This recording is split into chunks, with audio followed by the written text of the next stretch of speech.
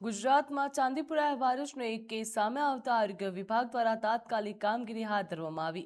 આરોગ્ય મંત્રી પ્રફુલ પાનસેરિયાએ ચાંદીપુરા અંગે મહત્વની વિગતો આપતા જણાવ્યું હતું કે દર્દી મળી આવેલા વિસ્તારમાં અન્ય કેસ ન બને તેના માટે મચ્છર અને માખી નિયંત્રણ સહિતની કામગીરી કરવામાં આવે. હાલ એક જ વિસ્તાર કે ગામમાંથી મોટી સંખ્યામાં ચાંદીપુરાના દર્દીઓ મળી આવ્યા નથી. આરોગ્ય મંત્રીએ સ્પષ્ટતા કરી છે કે ચાંદીપુરા વાયરસ ચેપી રોગ નથી, એટલે કે દર્દીને અડવાથી કે તેની સાથે રહેવાના કારણે ચાંદીપુરાનો ચેપ લાગતો નથી.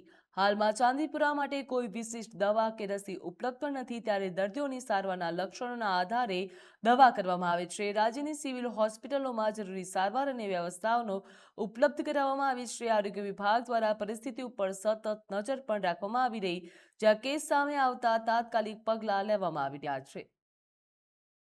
ચાંદીપુરા વાયરસ ગુજરાતની અંદર એક જગ્યાએથી એક જ પેશન્ટ મળે છે અને તુરંત જ આરોગ્ય વિભાગની ટીમ ત્યાં કામગીરી કરે છે, જેથી કરીને બીજા પેશન્ટને એ માખી કરડવાથી બીજું પેશન્ટ પણ ચાંદીપુરા વાયરસ પ્રાપ્ત ન થાય એનું તનતોડ મહેનત કરી રહ્યા છે. જેના હિસાબે કોઈ એક એરિયા કે એક ગામની અંદર બીજું પેશન્ટ મળ્યું જ નથી.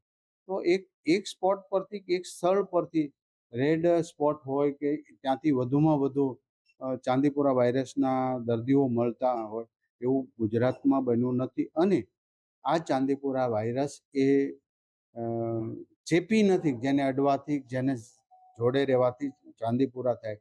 આની કોઈ દવા પણ નથી, કોઈ મેડિસિન નથી, આની કોઈ રસી પણ નથી. સિમ્ટમ્સના આધારે અમે બધી જ સિવિલ હોસ્પિટલમાં એકદમ સારામાં સારી વ્યવસ્થા કરી છે.